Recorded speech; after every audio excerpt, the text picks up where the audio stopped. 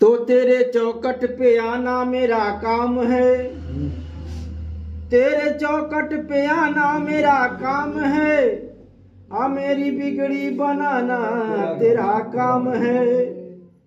तो कर दिया सजदा मैं तो अब तेरे नाम की,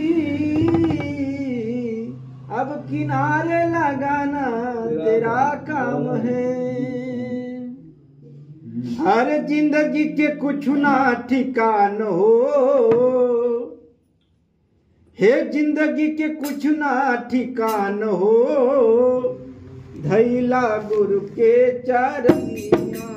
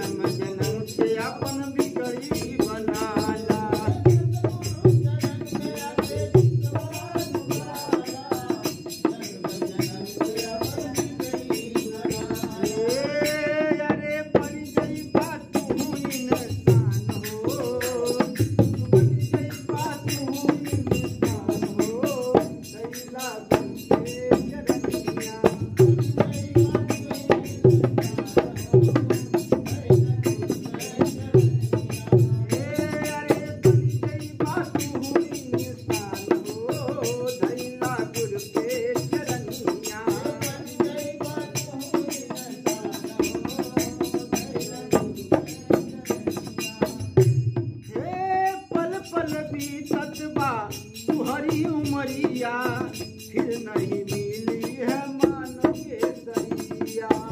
पल पल बीतत बा हरी उमरिया फिर नहीं मिली है मान के दरिया।